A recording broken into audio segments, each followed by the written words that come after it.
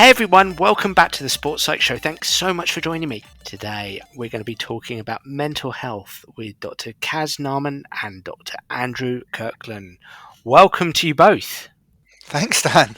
Thank you. Hey, I'm honoured to be speaking with both of you. This has been a long time coming, Andrew, hasn't it? I think we started talking about this towards the beginning of the year. You were keen to come on and talk more about mental health. I know we had a great conversation last time, and Kaz, it's so great to meet you and looking forward to having this conversation with you. Let's begin with some introductions, and for you, Andrew, it's going to be a reintroduction, but coming to you first, Kaz, tell us a little bit about yourself and tell us about your work.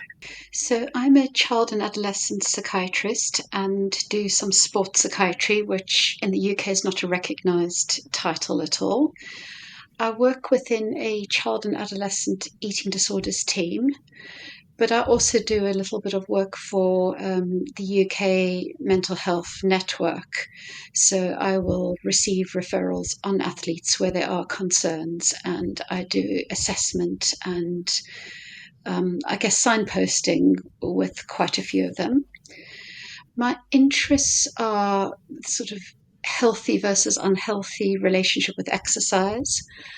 I'm also interested in neurodiversity, and I am interested in working with athletes as well. What brought you to the world, just briefly, what brought you to the world of sport? Were you an athlete yourself? Have you always been a sporting fan, or is it just a kind of a bit of an interest? So I loved running when I was at school and at university. I ran for my school, got to a certain point competitively in South Africa. And my father had quite strong views to do with apartheid and not all athletes having access to those higher levels of competition. So when it was part of my school and I got transported to whatever on the school bus, I could do that. When it went beyond that, no, you will not be doing those type of races because they don't follow our family values. I did compete at university. Possibly it wasn't the healthiest environment for me as an athlete, and I stopped competitive sport about age 22. But I love being active, I love being outdoors, I love moving, and that's been very much part of my life. My children were very sporty as well. My oldest represented Great Britain in her sport. I don't think she'd thank me for saying too much more about that. I never thought I would work directly with athletes, but when I started working within an eating disorder service, we were flooded with referrals from academies, performance programs, and they were some of the most challenging patients that we worked with. Some tricky systems out there. And very quickly I realized we needed to embrace their sport. We needed to embrace the athletic identity. We needed to work systemically with coaches and with the sporting environment. And I very much felt I was making it up as I went along. It hasn't always fitted perfectly within the world of eating disorders, but it was just a way that made sense to me. And I guess it grew organically. I don't feel that expert, so it's always uncomfortable when people say, you're an expert. But I suppose I make my way by feel with the limited evidence bases that we have and just try and meet people where they're at. Strikes me that you've come across some fairly stuck socio-cultural narratives out there, not least it sounds linked to your experience in sport at college level. Was that a bit, again just briefly, was that a bit of a win at all costs culture? Is that what was a bit of a turn off for yourself? I think it was, and I think there was very unhealthy advice in general that got given. Okay. And I went from someone who trained 3 times a week but had a very sturdy bicycle where I had to commute everywhere and achieved quite well to this incredibly intense program, which led to a lot of injuries and actually a massive drop-off in performance. And I think in the end, what I thought is I can't be healthy and do the sport. And it was just very bizarre with much greater intensity of training that I actually became worse and worse and worse. And a realization that this wasn't the way I wanted to live my life.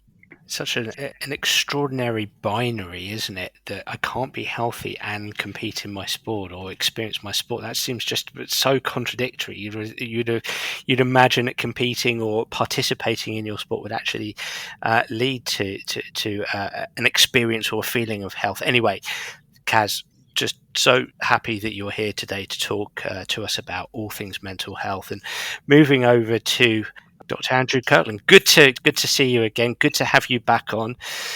Reintroduce yourself to our audience. Oh, I hope I say something similar to the last time and nothing absolutely contradictory. One of the reasons I contacted you as well, Dan, is that I've got a book chapter coming out, so there's a wee bit of promotion there.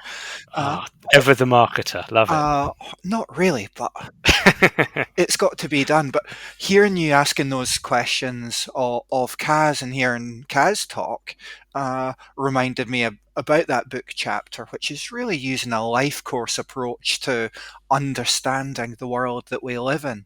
And I suppose I can talk all day about me and my experiences and what I do and what drives me, because I'm quite a reflective and reflexive person. That's an important side of me.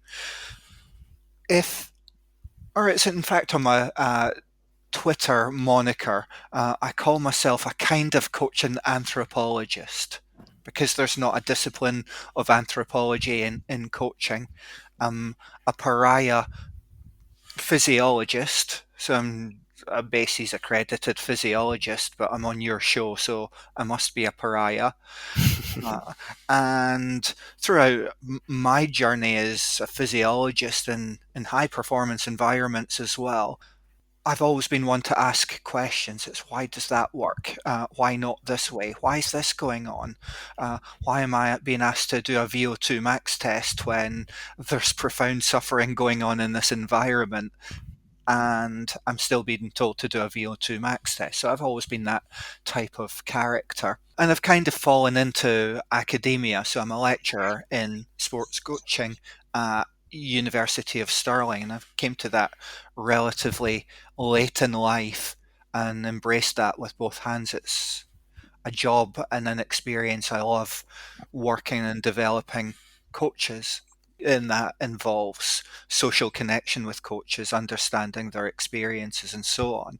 And I'm sure we'll get onto it later on in the conversation, because I'm sure Caz has got stories about working with athletes who have spoken about their coaches, and sometimes that's problematic. And I'm an advocate of having as professional a coaching workforce as possible, and I don't think the whole system is promoting that. So that's kind of what I'm about, is trying to develop more effective coaches.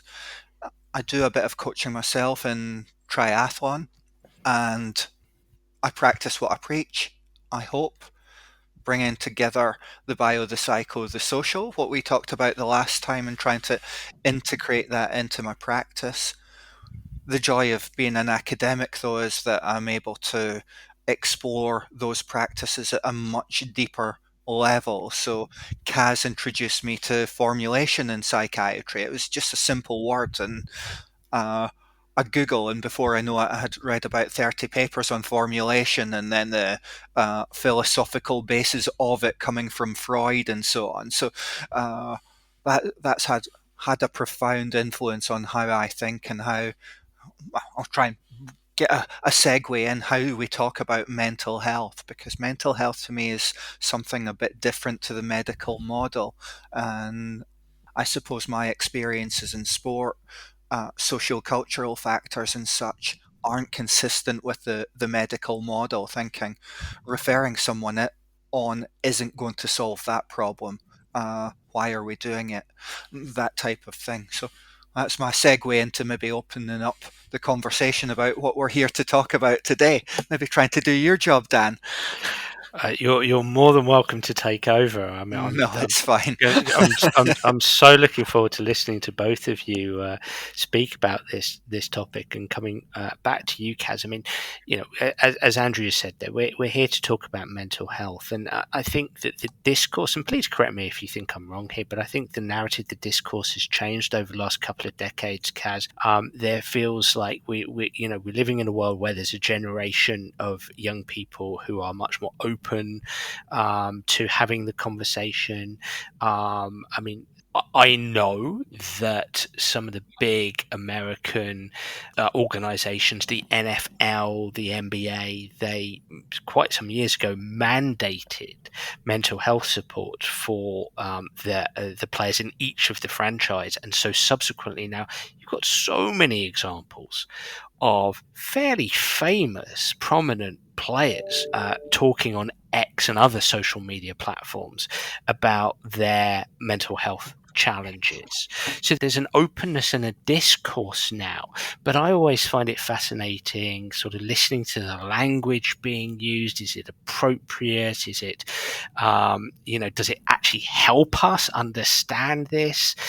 There feels a slight disorganization to it. So I think I'm going to fail in terms of formulating a question for you, Caz, here, but I would love to have a reflection back on what I've said there. It feels like the language is a little bit confusing at times, that it's fantastic that there's more openness across sport, but are we getting this right now? Is the conversation in the room accurate? So, one of the tricky things is there are diagnostic criteria and they're names of disorders which have been put together by expert panels. And when we think about diagnosis, it's do you meet these criteria and do you have those symptoms? That is not really telling you why this person has struggled at this particular time. But in addition, that medical language has almost entered the public. So what you don't hear is I'm stressed and I'm worried. You hear I have anxiety. You don't hear I'm a bit down, I'm unhappy, I've had a bad day. What people say is I am depressed. And so while we welcome that openness, I think there is a risk of medicalization of life and difficulties and some of those day-to-day stresses which we all go through. And I do worry, are we becoming a society who are intolerant of struggles or intolerant of distress or intolerant of bad days and bad times? And are we making that seem abnormal? So there's that real balance to be struck and thinking what is helpful, what could be harmful. The athlete world, I think, as much as we're talking about openness, I think there's a lot of masking of difficulties in that sort of concept of a need to be mentally tough, Okay. and almost a view that mental toughness and poor mental health can't coexist in the same person. There's two strands that I hear there. The first one, both of which are of real interest to me, and both of which I've experienced in my work as a sports psychology consultant. The first one being that rather than using language around I feel down, I've had a bad day, I might refer to myself as being depressed or experiencing depression, which feels like the wrong description from my experience, that, as you mentioned, is medicalizing things, but also placing just the wrong label. So it actually might not be the experience I'm having. And then the second side of things, which sort of counters what I'm saying, which is, yes, we are more open, but we have, and I'm coming back to this term, stuck socio-cultural narrative around this is sport, we have to be hardy, we have to be resilient, we have to be strong, we have to be tough, and you can't, you're not allowed to experience ill mental health or ill-being, and thus those labels can skew the experience of young people in sport. That's what I'm hearing. Have I heard you with some accuracy there? Absolutely. Coming over to you, Andrew, I mean, you've been immersed in sport for many years. What's your experience of some of what we've said already there? There's lots of experiences. An experience a few years ago. So I was presenting at the British Association of Sport and Exercise Sciences on some mental health stuff. And what was really, really interesting was that the majority of the audience were psychologists or related to that area. And a number of things that profound experiences in sport. One was recognizing the importance of the endocrine system and physiological adaptation, but also behavior. So Caz is an expert in eating disorders. Now, a few years ago, I was diagnosed with thyroid dysfunction. And of course, you explore causation. Why did that occur? And of course, it was almost impossible to identify what that cause was. But one of the key things that the endocrinologist thought was me overtraining as a triathlete probably 20 years ago. So my training load was excessive. So 20 odd hours a week, as well as having a full-time job, as well as trying to stay relatively thin. So that is one potential cause of my thyroid dysfunction, is we might call it relative energy deficiency in sport if we wanted to use that diagnostic language to describe it, and that's contested. But what the effect it had on me is sometimes that I get really, I will use the word down, depressed, unable to cope, stressed, quite cold, uh, and behaving in ways that is someone who understands quite a lot and who is really reflective, saying, "There's nothing wrong with me today. Why am I feeling like that?" So to understand perhaps throughout the effects of a life course on how that affects our health. So I was fine when I was 28 to 35 doing it, but it's when I get to 50 the challenges start to emerge. So that the way we think about stuff, and I use the word stuff intentionally, is often through disciplinary language. Another phrase that I learned when I was writing up some stuff in a review from a psychiatrist, in fact, was idioms of distress. So we talked before about some of my work that I did in Kenya. And the language and the discourse surrounding mental health is entirely different in Kenya to what it is in the UK, because that is socio-culturally embedded in society in a completely different way, where they have witch doctors. So you don't want to talk about poor mental health when your source of treatment might be a witch doctor. So you keep it to yourself. So there's different things going on, different patriarchy in society and such. So that language is not used.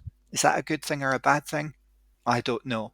But idioms of distress and how culture really affects the language we use, it is really important to me to challenge the pervading discourse in the West through the medical model.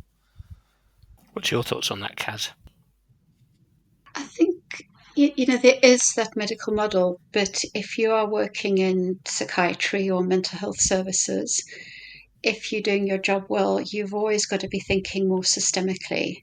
So I did, for fun, although the assignments and exams weren't great fun, a diploma in systemic therapy, where you think about all the systems that impact on that individual, because none of us exist in isolation. And very much we need to be thinking about the biological, the psychosocial, and under the psychosocial, there's the wider environment, the community, the training group, the athlete group. And looking at any of those on its own gives you a really poor picture of what's really going on here. and you have to look at it through multiple different lenses. What predisposed this person to be vulnerable? What might have triggered this? What might be the impact of trying to manage this on their day-to-day life? How has it impacted them? What are their personal strengths and sources of resilience? And that, done at its best, is done with that individual that you're working with, and maybe even thinking with the wider team, the wider group, that wider social group. So there is that medical model, but if we are doing our jobs properly, we need to be looking through all those different models, because otherwise you're only seeing part of the picture. When you say that you use this term medical model, I mean, for coaches listening, what do you mean by that? What is the medical model? I suppose that medical model is a disorder and a diagnosis and a treatment without considering the wider systems. Okay. And to be fair, even in, I'd say, orthopedics, or some of those disciplines where you get disorders or conditions which are really self-evident, like a torn ACL is a torn ACL. Actually, if you are really looking at, say, that particular athlete who's torn their ACL, having that wider formulation around all those other factors is going to make your treatment a lot more effective. So it's essentially a call to coaches and those who are around athletes to look at the broader perspective, as you've mentioned, biopsychosocial, so the biological factors in conjunction with the psychological and the social, and as you say, the social can be quite broad. So it's looking at each human being in your coaching environment through a biopsychosocial lens, and considering their behavior and their experiences with relation to these three areas and the interaction between these three areas. Absolutely. Yes, I would say in my triathlon world right now, Dan, we talk about 80-20 training, lactate threshold training, using lactate analyzers, training stress scores and such. And that reflects, for me, a biophysical model of performance, and that's how I would suggest that many endurance coaches see performance as biophysical, although they may not necessarily realize or recognize that. Also, in coaching science, we talk about the hidden curriculum. So it's what's going on that not a formal curriculum, but from which we learn from. So I would say that there's a hidden curriculum in endurance sport that means that the majority of coaches focus on that biophysical lens, which is influenced by the medical model. So we want to look at almost finding the silver bullet treatment. So if we do A, then B will happen, and then everyone will be a winner. And coaches may think, if only my athletes had just listened to me and done what they had told, then we would have been successful too. The reality is very, very different though. So in a coach-athlete relationship, it's a synergistic relationship. And for me, it's very similar to probably the formulation process, as I want to know what's come before and what's happening now, with a view to the future. But we can't predict what's going to happen in the future. We can just have a view to the future and help people prepare for that. But that can be profoundly influenced by past experience. And what I see a lot of in the environments that I've worked in are exercise addiction, if we want to pathologize that. So exercise dependency, a need to do exercise in a particular way, and it's really prevalent in endurance sport. Having just taken up golf 18 months ago or so as well, there's an addiction for me for that, because I always want to be better, but there becomes a dependency there. And sometimes with that dependency, with often high functioning people, driven people coming from good, stable socio-economic backgrounds, but with pressure from home, pressure from school, pressure to perform, coming onto a talent program, all those things. And we wonder why young people or athletes break sometimes. And through offering services, saying, well, it's okay to talk. We want to raise awareness. We want to encourage help-seeking behaviours. But what that sometimes does is exonerates harmful systems. So when we pathologize the individual, who may be very resilient, may be very tough, may have a great work ethic, may have very good coping strategies, but it's a bit like having a bicycle. You can have the best bicycle on earth, and you go over a pin, and the air comes out the tube, and you're knackered. I think the medical model often exonerates those in the system from responsibility for the pathologies, if you will, that occur. I can give lots of examples from that I can't really talk about, to be fair, but lots of examples of people suffering because of the system, but they've received treatment themselves. And I wonder if that sort of concept of relative energy deficiency in sport, it's kind of, well, you've just not got your balance between your nutrition and training right. It's a very simple physiological concept, but it doesn't look at all the underlying causes, the predisposing factors, the factors in that individual, there's genetic, biological factors. And it's a concept I struggle with. And sometimes I worry that we've got this concept because it does absolve people of responsibility. You don't have to look at the fact that this is a stressed human being who doesn't sleep very well, or, they might not have the time to prep the food. It's just a physiological diagnosis. And actually, it can ignore an awful lot of wider parts of life, and it absolves responsibility for having to investigate, be nuanced, find solutions to all those other challenges. And so there's a little bit of me and says, but why? And, why this person? Why now? What do we need to do about it? One of the endurance studies from Switzerland looked at endurance athletes and discovered a lot of low mood as maybe a risk factor. But actually, if you only focus on the physiology, there's a whole lot that you're going to be missing. And have we got too physiological with this? And are we ignoring the person and the training team? Athletes often talk about this mixed messages like know your limits, but actually don't be lazy, push yourself as hard as possible. How does someone know how hard to push? And particularly, I think about my more vulnerable neurodiverse individuals where those mixed messages are just simply confusing.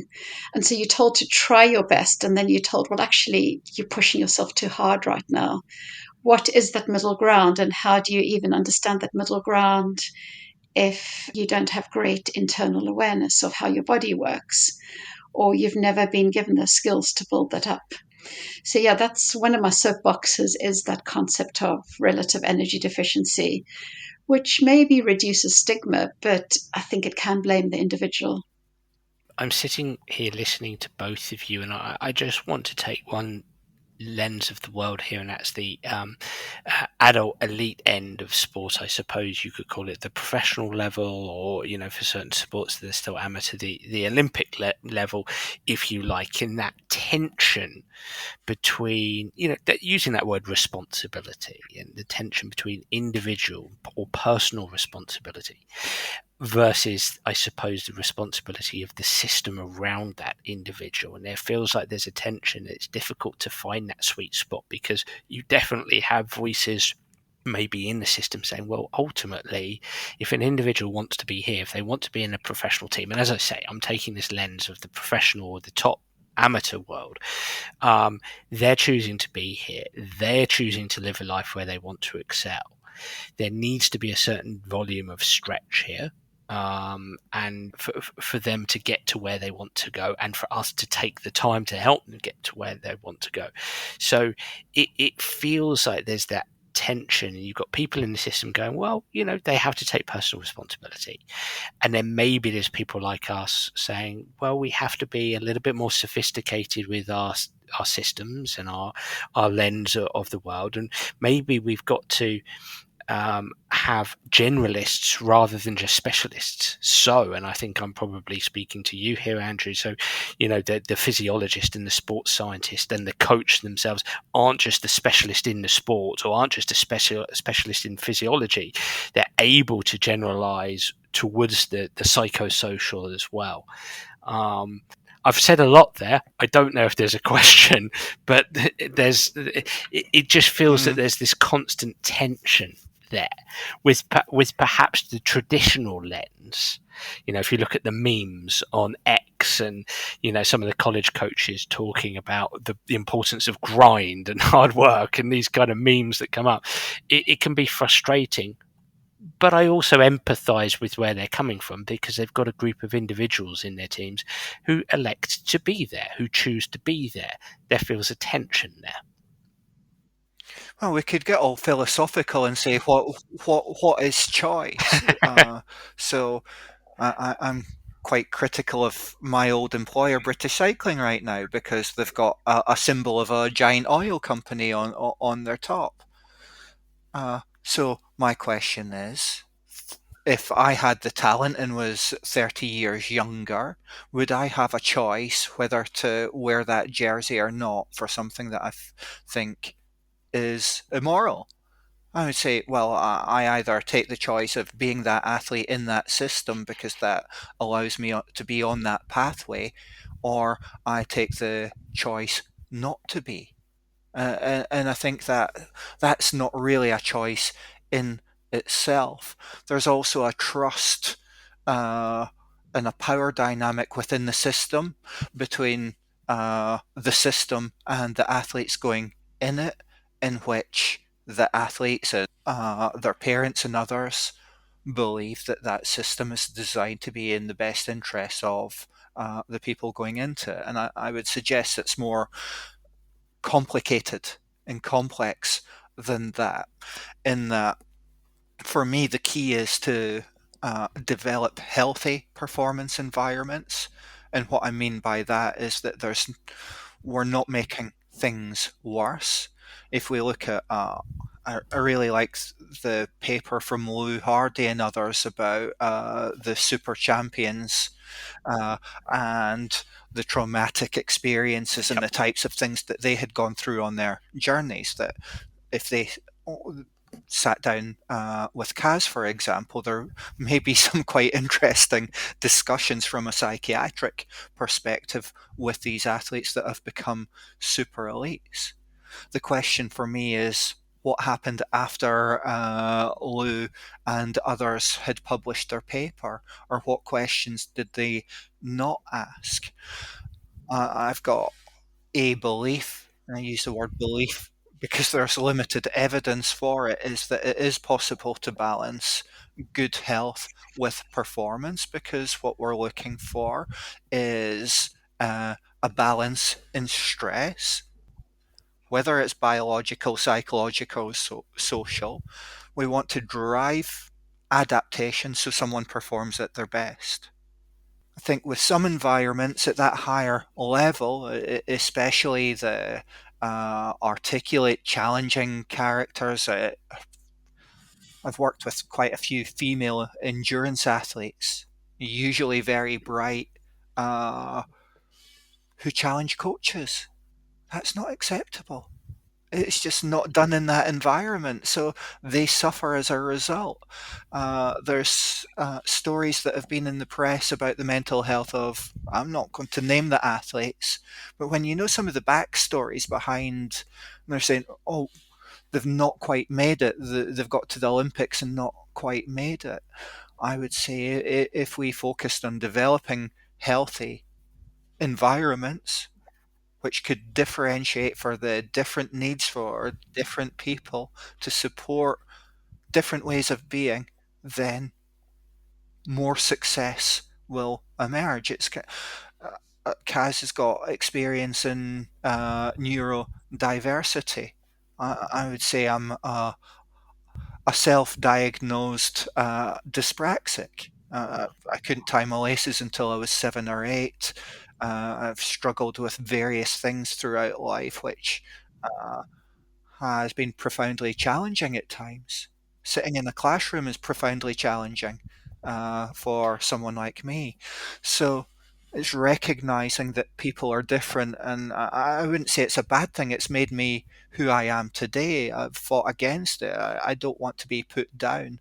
I don't know when to quit. And when someone says you're not good enough, I think back to when I was in the yellow group at school. So the yellow group was for the kids who were absolutely underperforming in the classroom, that the teachers probably didn't think much of, or much would come from their lives. And that stigma, I call it a stigma now, I was about 5 or 6 at the time, but there was a stigma associated with being in the yellow group. You would get called names, which I won't repeat, but kids are like little chimpanzees. A hierarchy develops, and you either develop resilience from these experiences, or it breaks you sometimes. And I think we need to recognize that when we talk about mental health as well, just that life course and how experience influences how people are.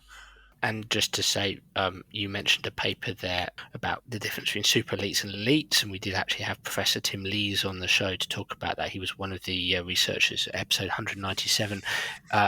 Really interesting, Andrew. And you've mentioned some interesting words there, and I suppose I want to ask the same question to you, Caz, around this, notion that there can be, especially in elite sport, and you've been pretty much an elite sports person. You've certainly had a daughter who has been, that tension between personal responsibility and systemic responsibility. If you have any thoughts on that, and perhaps to also build on, because I do want to come to neurodivergency, but in a little bit, but building on what Andrew was saying there about a healthy environment. I always use the term safe and healthy environment, but I'd love to get your thoughts here, Caz. So, I think you can't say no personal responsibility at all. And sometimes you do meet those athletes where everything is everyone else's fault. They arrive at training late, they've maybe been to a party the night before, they haven't adequately rested, etc. And you cannot absolve individuals of some level of individual responsibility, but at the same time, you can't make it all about the individual. It's also about the environment for that individual. And I think I'm using that word individual, but even within a team, you will get a huge variety of athletes. And how well do you know your athletes? And everyone has their own unique individual experience of the advice they're being given, the coaching strategies, the way they're spoken to. You've talked about those athletes who like to know why. My daughter was one of those, and she had to know why. She had to know the scientific rationale for everything. And I think it drove the coaches mad.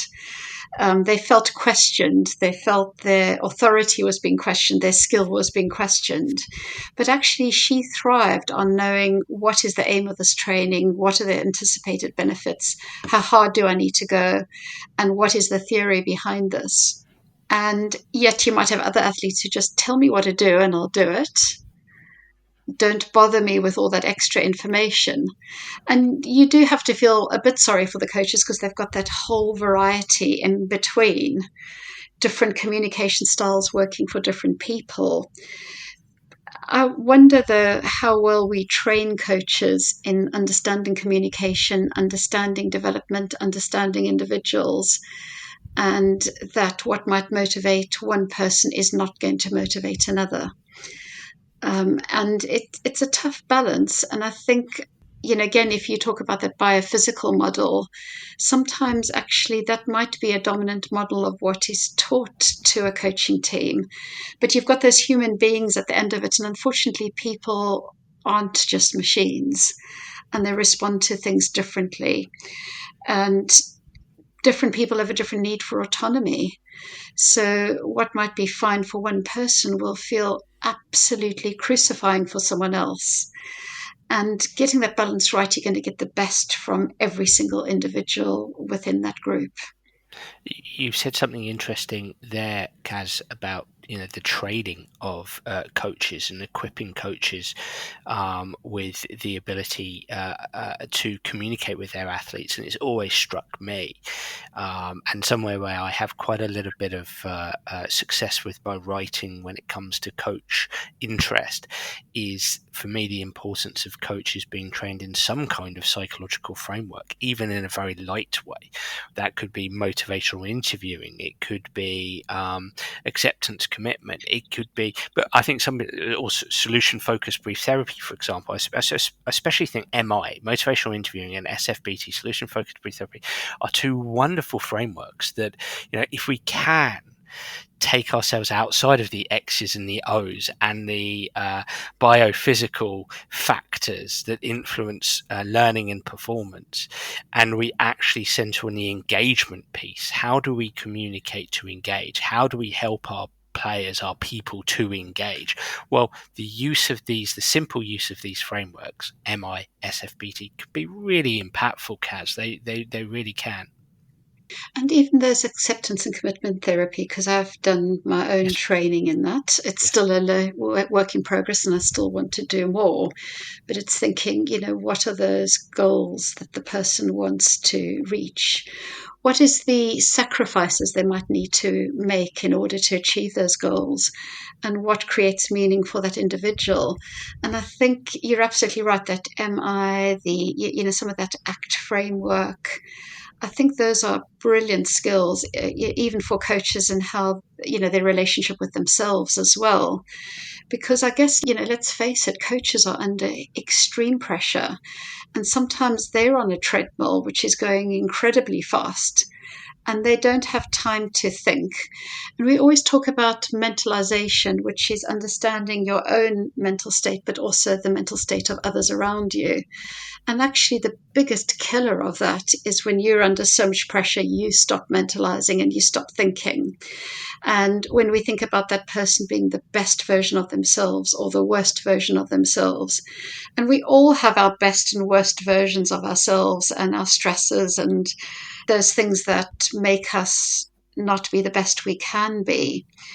But very much we need a system where we all mentalize and where we're all thinking, and where we recognize when we're not doing that.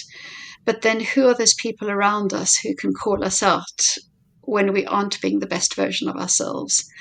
Who are the people that pick up those warning signs? I mean, I know when my capacity's exceeded, I get a bit chaotic, I get far too busy, I do too much at speed, and I need to just stop and think and slow down. And it's really helpful for me if there are people who feel safe enough to say, hang on a minute, you're going too quickly. And it's an uncomfortable conversation. And depending who has it and how they have it, it can feel incredibly critical. Your instinct can be to reject it. So those basic communication skills, I think, are part of essential coaching. I know Jonathan Fader did a book, Sport is Life, and I think there is also that motivational interviewing book. Is it Steve Rolnick with someone else? Yes, with Fader, actually. With Fader, yeah. Those are fantastic books. And those really need to be part of even day-to-day interactions.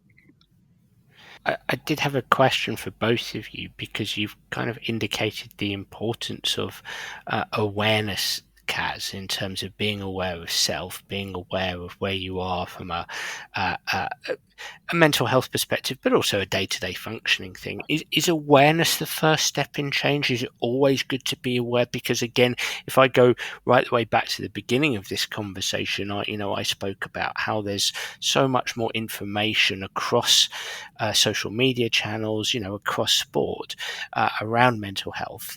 But I'm also wondering, is awareness, I always say awareness is the first step in change, but is awareness when it comes to mental health really, really important? Is it absolutely that first building block, or can it actually cause problems? I think in terms of self-awareness, there is that fine line between being aware of yourself, your impact on other people, and all those other things I spoke about before, versus actually ruminating and almost gazing in too deep. And sometimes almost that introspective psychotherapy, particularly in someone who's, stuck with a huge trauma background. I've seen people come unstuck kind of examining themselves almost too much. And maybe that's a very unpopular thing to say, and maybe I'm saying it in a very clumsy way.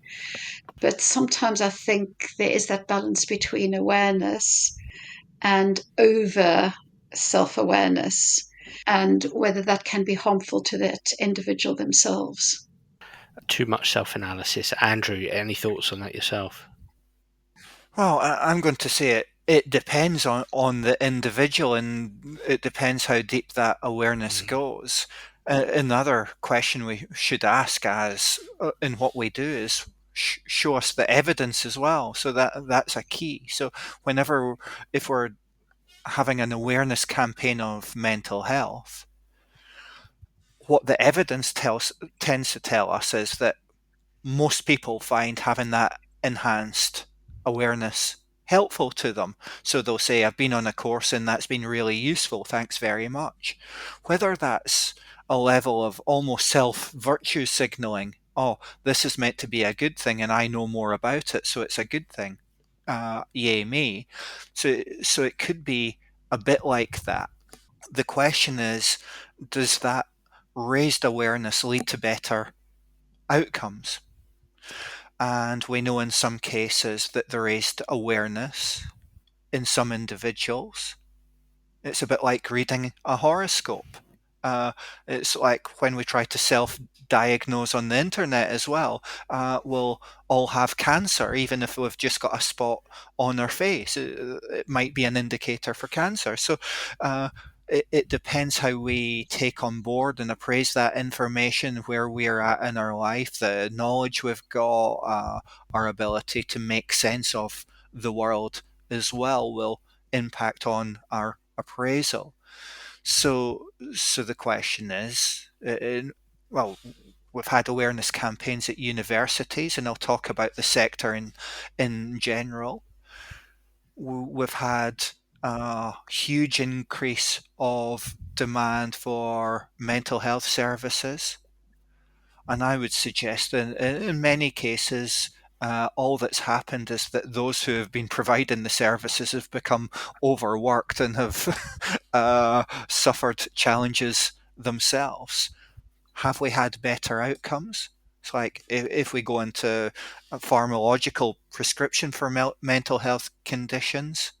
So what have we had? I've got a statistic somewhere, but it's a ridiculous amount. Like the prescription of antidepressants has been something like an increase of 35% in 6 years or something, or 5 or 6% in 2022-23. But poor mental health continues to increase. So the evidence suggests that most things are not working.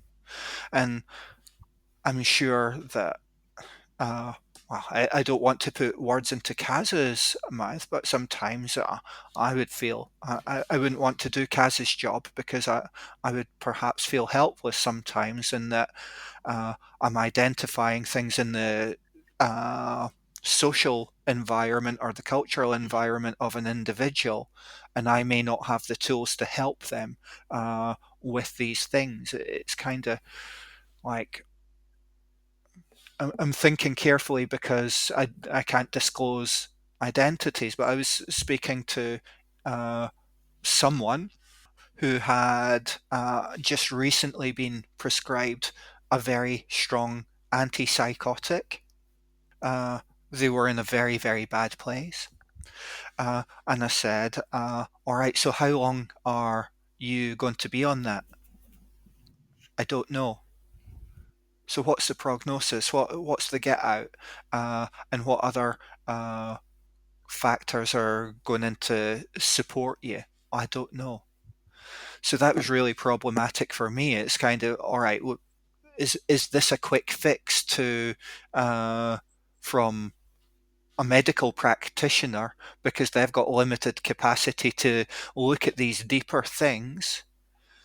Therefore, they give a quick fix. It doesn't really work, and things perhaps get worse in the long term. So, for me, the key question is always to ask, what are the mechanisms from which this intervention will work?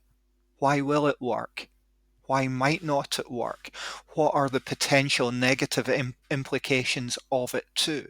And then we need to make a balanced judgment on whether we want to look at the wider population. It's kind of, oh, right, this awareness might be better for the wider population, but we know in 10% of the cases, I'm just picking that out the air, but we know 10% of the cases that will make things worse for those individuals. What do we do? And these are the questions we really need to be asking. It's not mindlessly saying, oh, right, we've got this package, CPD package or whatever, to raise mental health awareness or mental health literacy. We need to ask critical questions of how that works. If we're talking about mental health literacy, we're coming back to the first question about language. Where's that language coming from? And is the language appropriate? And is it pathologizing what are intrinsically human feelings, human emotions? Sometimes, not all the time. And there's nuance in that. And it's quite a challenging philosophical space to be in. There's not, I don't believe there's a right or a wrong answer. It just depends on context. And that makes it really difficult for the majority to deal with that nuance and have conversations surrounding mental health. You're painting a complex and complicated picture, and if one was to strive to strip away, because we've got many coaches listening in who obviously they only have a certain amount of time, and many of them will be functioning at grassroots level, and but I mean, it's coming to you, Caz. Are there simple ways for coaches listening in to consider creating the conditions for good mental health? What might they bear in mind? What approaches might they take? Is it their behaviours? Is it trying to eke out some time for players individually? Is it sending information to them? How do we create conditions for good mental health, or at least some ideas? How do we start to do that? It's a really hard one because I don't know how much it's been researched, and there's a lot around culture and toxic cultures and what poor cultures look like. Have we figured out what good looks like and what optimal looks like and what makes a healthy environment? I suppose I like to think about sort of autonomy supportive environments where the autonomy of individuals is recognized, but there is that support which is individualized, and that knowing your athletes. And I don't know, with all the pressures on coaches, are they able to get to know their athletes as an individual? Are some of them fairly easy to get to know? Do others take quite a bit longer? What about trust? And how much trust can there be in the system that will support? And I guess that's sort of communication as well. But bearing in mind there is not going to be a perfect environment, and what some people might find perfect for them might be quite adverse to someone else. And it's thinking about what is good enough. When I work with patients, I always think about what is good enough. I'm not there to solve everyone's life problems for them or to take away their own capacity for problem solving. But it's thinking, what gives this person the tools to keep going, to keep promoting their own well-being, to promote their own recovery, and what does need fixing and what doesn't. So I'm not really giving you a clear answer, but maybe we need to look at the environments where people thrive and try and distill down what are those ingredients that create a thriving culture. No, I think you did give us some clear answers there. I mean, Andrew, coming over to you just briefly, because I'd love to, the last 10 minutes or so, explore the neurodivergency aspect.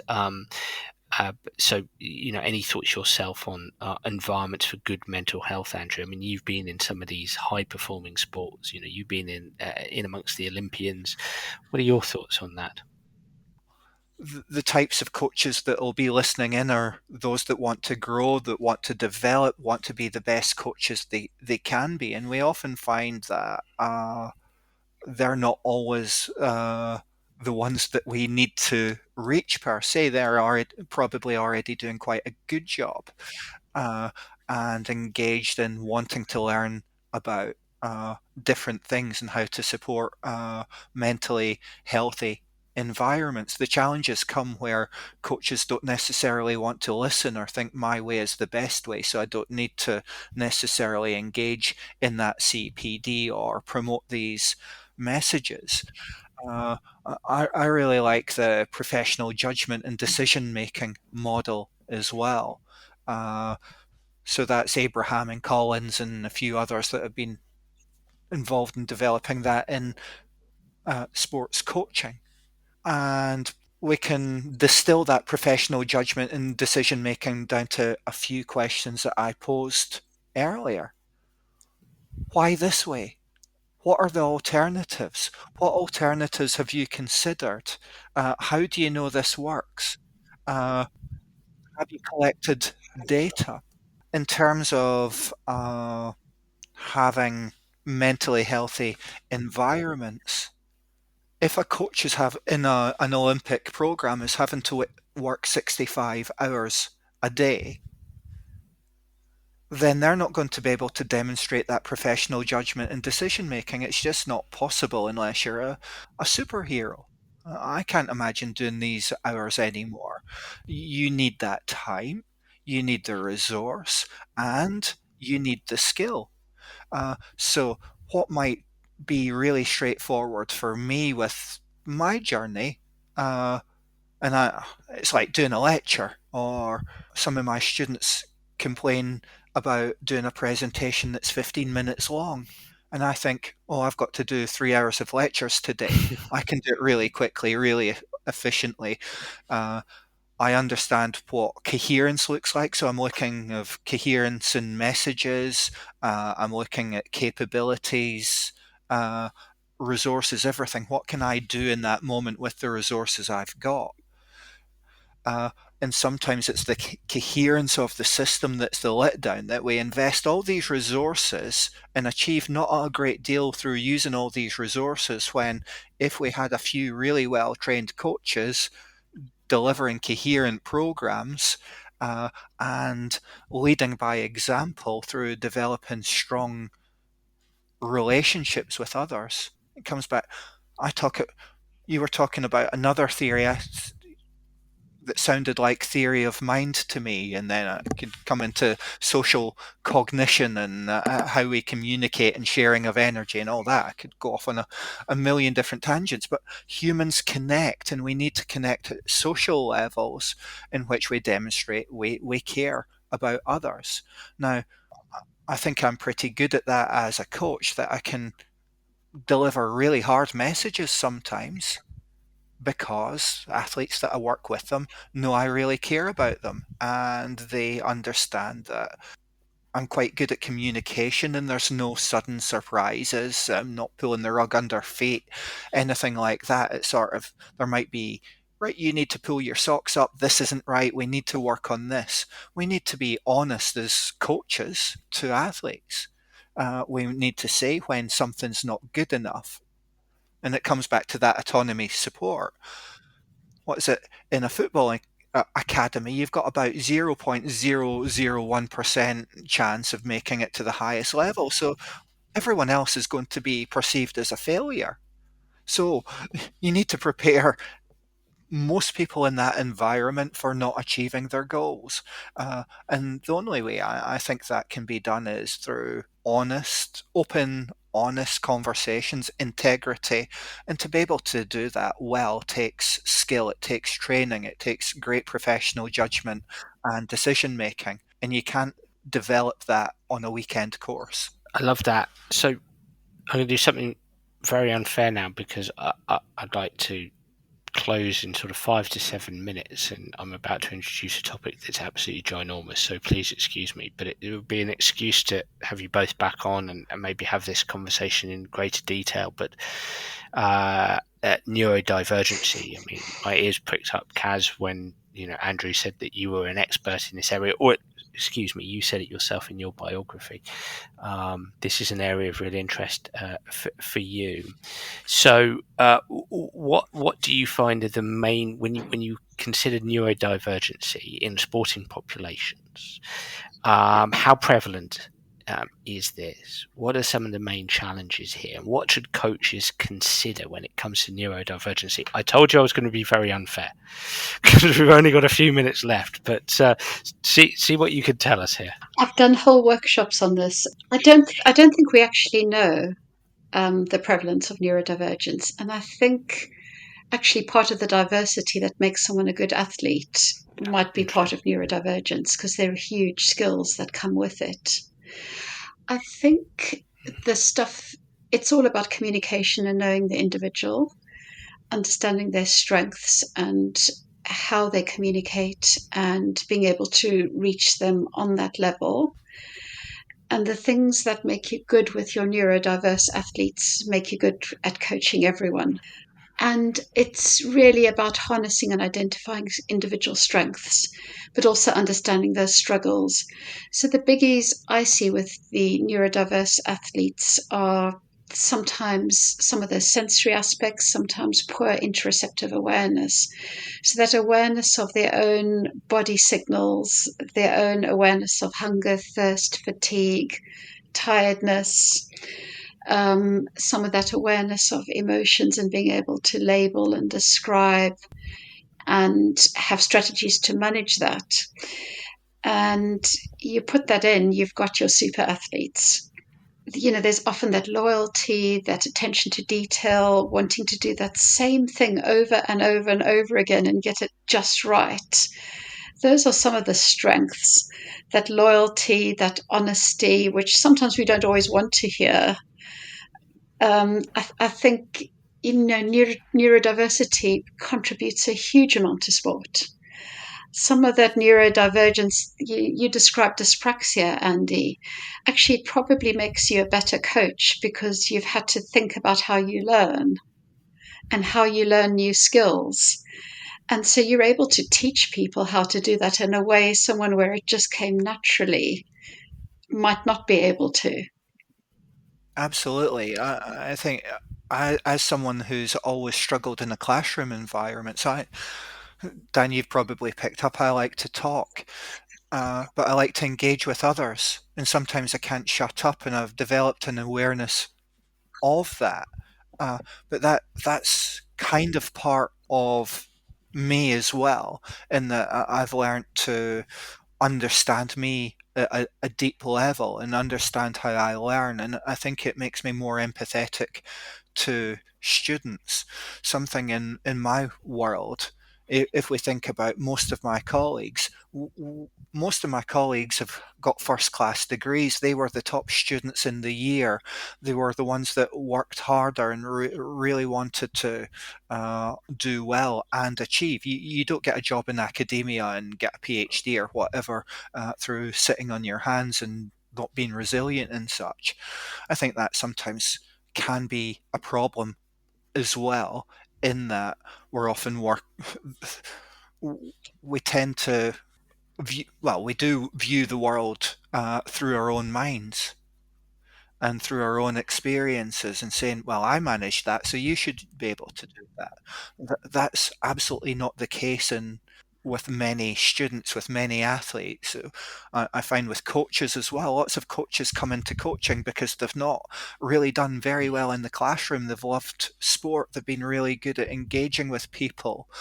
They like to talk. They like to engage. They care, all these things, but they've not necessarily done well in a classroom environment. So I've not got any statistics of my students, but I would suspect that if we wanted to term them dyslexic, there would be a high proportion of my coaching students who were dyslexic just because of what they orientate towards and find interesting and engage with.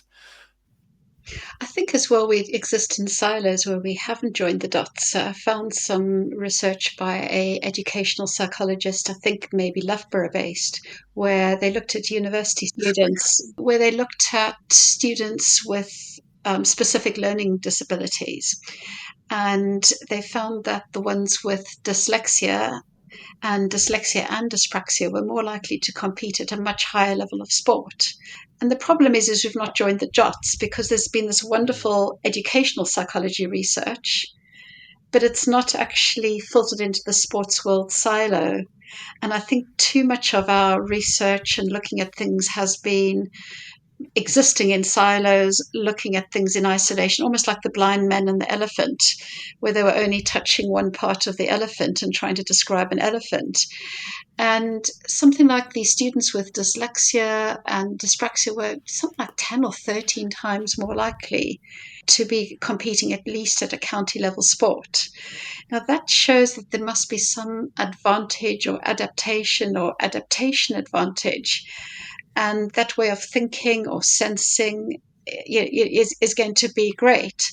But we haven't translated that into the athlete world. Very often you only think about potential autism or ADHD when someone has an injury or someone has developed an isolated mental health problem. And then it can often be seen as a negative. Where if we're looking at that sort of big picture, we might have a completely different viewpoint of it. And this is, unfortunately, research does happen in silos. You get a grant and you do it in your little lab or your little office, and you don't join up with everyone. So I think we're only at an early stage of starting to recognize it, but not necessarily joining those dots and understanding the huge strengths that come with it. I'm nodding furiously, Caz. One of my buddies, David Tilbury Davis, he's a great thinker. You should have him on, Dan. Yeah. He's a great thinker, triathlon coach. But he was talking about Chef's Table on Netflix the other day, and that's one of my favorite programs. In that you're seeing the life course of the chefs, and although they may orientate towards one type of plate of food, they're taking inspiration from everywhere. They're learning, they're working with masters of the trade before. They're seeing the world in a different way. They're putting different tastes together and seeing if it works or not.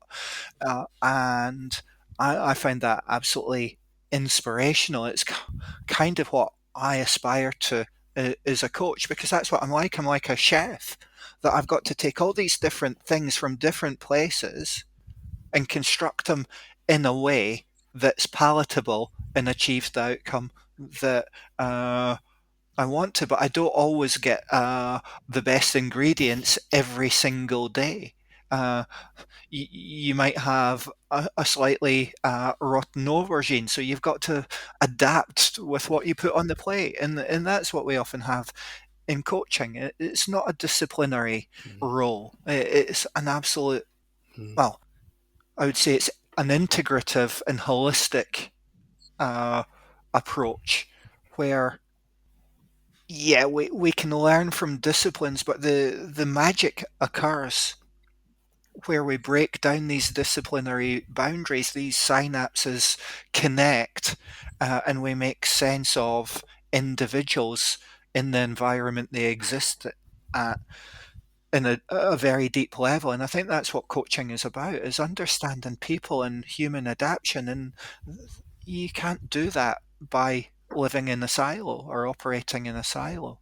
Well, it's fascinating and reminds me of the conversation I had with Dr. Scott McLean a few weeks ago, and systemism versus reductionism and holism versus reductionism. And it's fascinating what you're both saying. And, Caz, what you mentioned there about research in silos and the limitation of that. And it's making me think, what you're saying there, what you're both saying is, again, and it's something that Scott reinforced, this notion of us all being, as best we can, being generalists rather than specialists. There's always got to be specialization, of course there has to be, but the capacity to share language and share ideas and intervention across a system, whilst also appreciating personal individual responsibilities, but it's that systemism that is so important. Absolutely fascinating stuff. I can't thank you both enough. Really, really interesting. And I know that you both probably want to carry on for another hour or so because there's so much to talk about, but I will bring this to an end now. Coming to you firstly, Caz, this has been a really interesting conversation, and I know you will have both tapped the interest of those listening in. So, Caz, if I may ask, how can people find you, follow you, and get in touch? I suppose I'm sort of still on X. Okay.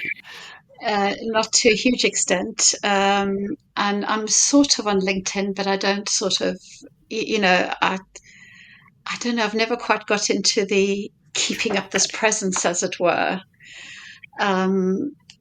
So I suppose those would be the easiest ways of getting in touch. And I'm always interested. I'm a sort of ideas person. I don't always have the energy or the resources to execute my ideas. So I walk around with about 100 ideas a day thinking, wouldn't it be great if? But more than happy to link in with others. And I guess one of the things as well is it's also respecting all our individual skills. And I love working in a multidisciplinary team. I love putting together an MDT meetings, including an athlete, thinking about that whole system because we've all got different perspectives. So much to think about. And I can talk for hours, unfortunately. It's one of my, it exhausts people sometimes. No, it's been wonderful to have you on, and I'm excited to get you back and certainly speaking more about neurodivergency as well. And Dr. Andrew Kirkland, thank you so much again for coming on. And how can people find you? I know you are an ex-user, so no excuses to not give us your handle there. So how can people find you, follow you, and get in contact? Well, it's really easy. So I'm at University of Stirling. So all you need to do is Google me and you'll find my email address. So that's nice and easy. And for my sins, I rarely refuse a request for a natter. That probably is reflected in my research outputs, and I hope the boss isn't listening to this. So that's the best way. I'm becoming less active on X, apart from pictures of my dog, just because of the discourse going on there. But my work email is probably the best way. Okay, thank you both so much. Thank you. Wow, everyone, I really enjoyed that podcast episode, and I'd love to hear what you, the listener, think, so please do get in touch via X or Facebook or through my website, danabrahams.com, to tell me what you think of the show, and if you do have any suggestions, I'd be delighted to hear them. I'm already looking forward to next week's episode. Bye for now.